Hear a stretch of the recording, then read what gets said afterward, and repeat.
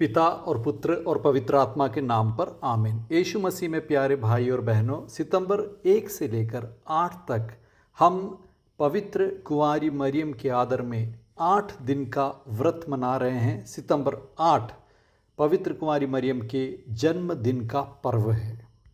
यीशु मसीह के जन्म के अलावा हम सिर्फ 2 व्यक्तियों के जन्मदिन को मनाते हैं कैथोलिक कलीसिया में। एक हैं पवित्र कुंवारी मरियम जो कि ईश्वर के पुत्र यीशु मसीह की जननी हैं, और दूसरे योहन बपतिस्ता जिन्होंने यीशु मसीह को बपतिस्मा दिया था और दुनिया के सामने उन्हें परिचित कराया ये बोलकर कि देखो ईश्वर का मेमना जो संसार के पाप को हर लेता है। ये दोनों व्यक्तियों को यीशु मसीह के जीवन में एक अहम भूमिका निभानी थी। माता मरियम ने ईश्वर की इच्छा के अनुसार ईश्वर के पुत्र की माँ बनने का उत्तरदायित्व निभाया, और योहन बपतिस्ता ने यीशु मसीहा का रास्ता तैयार किया। ये 8 दिन का व्रत पवित्र कुंवारी मरियम के आदर और सम्मान के दिन हैं। क्यों कैथोलिक कलीसिया पवित्र कुंवारी मरियम को इतना सम्मान दे रही है? सबसे पहला कारण ये है कि स्वयं ईश्वर ने पवित्र कुंवारी मरियम का आदर किया, सम्मान किया। वो ईश्वर की प्रिय पुत्री हैं। वो इसलिए क्योंकि उन्होंने हमेशा ईश्वर की इच्छा को माना और उनकी आज्ञा का पालन किया। ईश्वर के प्रति अपने प्यार को जताने का सिर्फ एक तरीका है, वो ये है उनकी आज्ञा का पालन करना। अपनी मन की नहीं, अपनी इच्छा की नहीं, बल्कि ईश्वर की इच्छा को सुनना और उसके अनुसार काम करना। और यही मिसाल पवित्र कुंवारी मरियम ने अपने जीवन में हमें दी है। ईश्वर के खिलाफ पाप कर स्वर्ग के सौभाग्य को खोकर मनुष्य जब पाप की दलदल में गिर पड़ा, तो उस मनुष्य को बचाने के लिए, उसे मुक्ति दिलाने के लिए ईश्वर ने अपने इकलौते पुत्र को इस दुनिया में भेजना चाहा। ईश्वर के पुत्र मनुष्य बनना चाहते थे ताकि मनुष्य के द्वारा किए गए पाप का दंड वे स्वयं भोगें और इस प्रकार उस पाप का परिहार करते हुए सारे मानव वंश को मुक्ति दिला सकें। इसलिए वो मनुष्य बनना चाहते थे। लेकिन ईश्वर जो आत्मा है, उन्हें यदि मनुष्य बनना है तो सर्वशक्तिमान ईश्वर चमत्कार के द्वारा वो कर सकते हैं, क्योंकि वो जो चाहें वो कर सकते हैं। लेकिन ईश्वर हमेशा मनुष्यों की इच्छा का सम्मान करते हैं। हमारी आज़ादी में वो दखल अंदाजी नहीं करते, क्योंकि वो हमसे बेहद प्यार करते हैं। इसलिए वो अपनी मन मर्जी हम पर थोपना नहीं चाहते, बल्कि ये चाहते हैं कि हम अच्छे मन से प्यार के साथ उनकी इच्छा को समझने की कोशिश करें और खुद अपनी मंजूरी दे दें। आदम हव्वा ने ईश्वर की इच्छा को नहीं बल्कि अपनी खुद की इच्छा को सुना और उन्होंने ईश्वर की आज्ञा का उल्लंघन किया। इसीलिए यदि हमें मुक्ति प्राप्त करनी है तो हमें भी अपनी मंजूरी देना बहुत ज़रूरी था, क्योंकि ईश्वर ने अपने घर से हमें नहीं भगाया था। हम स्वयं ईश्वर के घर को छोड़कर भाग गए थे। इसलिए ईश्वर यही चाहते थे कि इंसान खुद अच्छे मन से ईश्वर की मर्जी को, इच्छा को माने, स्वीकारे और उनकी आज्ञा का पालन करें। इसलिए उन्होंने मुक्ति का संदेशा सुनाने के लिए गब्रिएल स्वर्गदूत को पवित्र कुंवारी मरियम के पास भेजा। वो हम लूकस के सुसमाचार के पहले अध्याय के 26 से लेकर 38 तक के वाक्यों में देखते हैं। वहाँ पर वे ये कहते हैं कि ईश्वर मनुष्य की मुक्ति के लिए अपने पुत्र को इस दुनिया में भेजना चाहते हैं, और वो तुम्हारी कोख से जन्म लेना चाहते हैं। यह पवित्र आत्मा की शक्ति से संभव हो जाएगा। कुंवारी रहते हुए भी तुम ईश्वर के पुत्र की मां बनोगी। अपनी इच्छा को ईश्वर मरियम के ऊपर थोप नहीं रहे हैं, उससे पूछ रहे हैं, उसकी मंजूरी पूछ रहे हैं। और मरियम ने अपनी मंजूरी दी, ये कहते हुए कि देखो मैं प्रभु की दासी हूं, तुम्हारा कथन मुझ में पूरा हो जाए। हव्वा ने ईश्वर के खिलाफ ना कहा, उनकी इच्छा को नहीं स्वीकारा और अपने मन की इच्छा को पूरा किया। शैतान के प्रलोभन में वो पड़ गई। लेकिन यहाँ पर एक दूसरी स्त्री, एक दूसरी हव्वा मरियम ईश्वर की इच्छा को मानने के लिए तैयार हो गई, राजी हो गई। पुरानी हव्वा आज़ाद बनना चाहती थी ताकि ईश्वर की इच्छा उसे करनी ना पड़े, वो जो चाहे वो कर सके, जो फल खाना चाहे खा सके, जो कुछ भी करना चाहे कर सके। वो रानी बनना चाहती थी। लेकिन यहाँ पर कुंवारी मरियम रानी बनना नहीं चाहती, वो ईश्वर की दासी बनना चाहती है।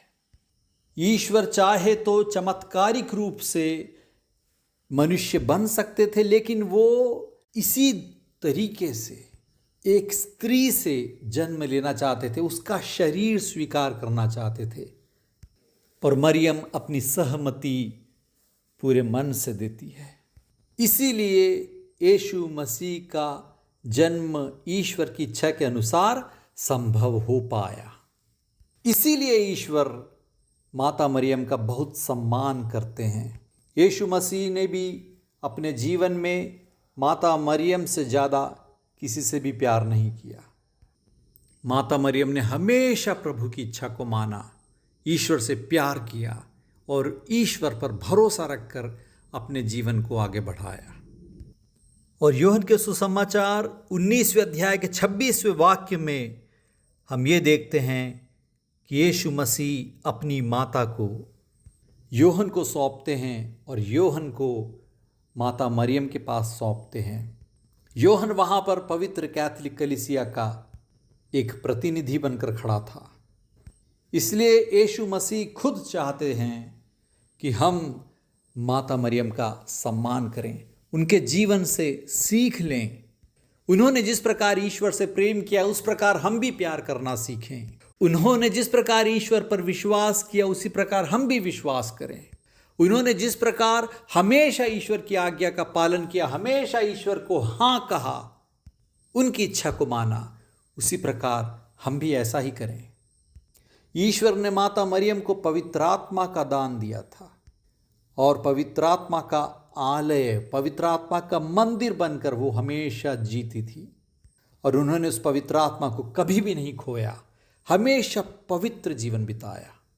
उन्होंने अपने दिल में, दिमाग में कभी भी बुरी सोच, बुरे ख्यालों को और किसी के भी प्रति नफरत को नहीं आने दिया। इसलिए हमेशा वो ईश्वर की प्रीति की पात्र हैं। इसलिए हम भी पवित्र कुंवारी मरियम का आदर और सम्मान करते हैं ताकि हम भी उस माँ से बहुत कुछ सीखें और किस प्रकार हमें एक ईसाई बनकर जीना है इस बात को समझें, क्योंकि वो हमें सिखाती है कि बिना पाप किए पवित्र जीवन बिताना मुमकिन है। यदि पवित्र आत्मा तुम में है तो वो हमेशा मुमकिन है और उस पवित्र आत्मा को कभी नहीं खोना। इसके लिए हमें सिर्फ 3 बातें करनी हैं। ईश्वर से हमेशा प्रेम करना, ईश्वर पर हमेशा विश्वास करना चाहे कुछ भी क्यों ना हो जाए, और हमेशा ईश्वर की इच्छा को जानकर उसे करने की कोशिश करना, ईश्वर की आज्ञा का पालन करना। Love, trust and obedience. आज हमने यूहन्ना के सुसमाचार 2 अध्याय के 1 से लेकर 11 तक के ईश वचन को सुना। वहाँ माता मरियम काना के विवाह भोज में उस घर की मुश्किल को समझती हैं कि वहाँ पर अंगूरी ख़त्म हो गई और उन घर वालों को बहुत ही ज़िल्लत झेलनी पड़ सकती है। तो माता मरियम हमेशा दूसरों को प्यार करती है, दूसरों को समझती है, उनके दर्द को समझती है और उनके लिए प्रभु से विनती करती हैं। वो तुरंत जाकर यीशु मसीह के सामने उनकी समस्या को रखती हैं कि घर वालों की मदद करिए। उन्हें पूरा भरोसा था कि यीशु मसीह कभी भी उनकी बात को नहीं टालेंगे। उन्हें पूरा यकीन था कि यीशु मसीह किसी न किसी तरह से उनकी मदद करेंगे। लेकिन सबसे पहले यीशु मसीह कहते हैं कि भद्रे अर्थात स्त्री, इससे मुझको और आपको क्या, अभी तक मेरा समय नहीं आया है। कुछ लोग सोचते हैं कि यीशु मसीह ने माता मरियम का वहां पर अनादर किया, उनकी बात को नहीं माना, उन्हें डांटा। लेकिन यह बिल्कुल सच नहीं है, क्योंकि वहां पर माता मरियम के आग्रह को प्रभु ने नहीं टाला। उन्होंने वही किया जो माता मरियम ने उनसे याचना की थी, विनती की थी। ये तो ऐसा हुआ जैसे कि माता मरियम यीशु मसीह से पूछ रही हो, अब नहीं तो कब, इफ नॉट नाउ व्हेन। तो यीशु मसीह भी वहां पर अपने मिशन को शुरू करते हैं। यदि यीशु मसीह ने माता मरियम की बात को टाला है, उनका अनादर किया है, ऐसा यदि उन्हें प्रतीत होता तो वो कभी भी सेवकों से ऐसा नहीं कहती जो उन्होंने 5वें वाक्य में कहा, वे तुम लोगों से जो कुछ कहें वही करना। क्योंकि माता मरियम समझ गई थी कि यीशु मसीह ज़रूर ही मदद करेंगे। वो उनकी विनती को नहीं ठुकरा सकते, क्योंकि हमेशा माता मरियम ने वही किया है जो ईश्वर ने उनसे कहा है, और ऐसे लोगों की प्रार्थना को कभी प्रभु नहीं टालते। और दूसरी बात, यीशु मसीह वहाँ पर अपनी माँ को भद्रे या स्त्री कहकर उनका अपमान नहीं कर रहे हैं।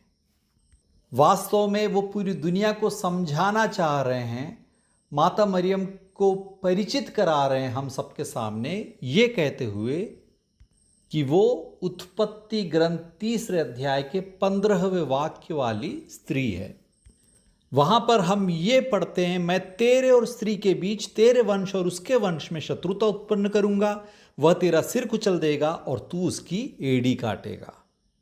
आदम हव्वा के पाप के पश्चात सबसे पहले जो हम मुक्ति का संदेश देखते हैं बाइबल के पन्नों में, वो ये है उत्पत्ति ग्रंथ के 3 अध्याय का 15वां वाक्य। और वहां पर प्रभु कहते हैं कि स्त्री का वंश शैतान के सिर को कुचलेगा। कौन है वो स्त्री? उसके बारे में यूहन्ना के सुसमाचार 2 अध्याय के 4 वाक्य में प्रभु माता मरियम को देखते हुए कहते हैं, ये है वो स्त्री, भद्रे स्त्री, ताकि हम समझ सकें वो है वो स्त्री और उनका वंश अर्थात उनके पुत्र यीशु मसीह, वो इस दुनिया में आए हैं ताकि वो शैतान के सिर को कुचल सके। इसलिए जब वो शैतान के सिर को कुचल रहे थे अपने क्रूस पर मृत्यु के समय, तब फिर से यूहन्ना के सुसमाचार 19वें अध्याय के 26वें वाक्य में हम पढ़ते हैं, वहां वे फिर से कहते हैं उन्हें स्त्री या भद्रे, ताकि हम समझ सकें कि यीशु मसीह उत्पत्ति ग्रंथ के 3 अध्याय के 15वें वाक्य में जिस स्त्री के बारे में प्रभु ने वादा किया था, उनके वंश हैं, मुक्तिदाता हैं, शैतान के विनाशक हैं, ये बताने के लिए। और तीसरी बात, यूहन्ना का सुसमाचार ग्रीक भाषा में लिखा गया है और वहाँ पर जो ग्रीक शब्द है वो है गुनाई, जो कि एक आदर सूचक शब्द है एक स्त्री को बुलाने के लिए। और अंत में हम पवित्र कुंवारी मरियम ने जो हमसे कहा है उसे याद करने की कोशिश करें, उसे हमेशा करने की कोशिश करें। उन्होंने सिर्फ और सिर्फ एक ही बात कही है हम सब लोगों से। 5वें वाक्य में सेवकों से उन्होंने कहा, वे तुम लोगों से जो कुछ कहें वही करना। पवित्र कुंवारी मरियम आज हम सब से, पूरी दुनिया से यही कह रही है कि हे भाई और बहनों, यीशु मसीह तुम लोगों से जो कुछ भी कहें वही करना। क्योंकि मैंने हमेशा ईश्वर ने जो कहा है वही किया है और उसके द्वारा मुझे बहुत ही कृपा और अनुग्रह प्राप्त हुए हैं।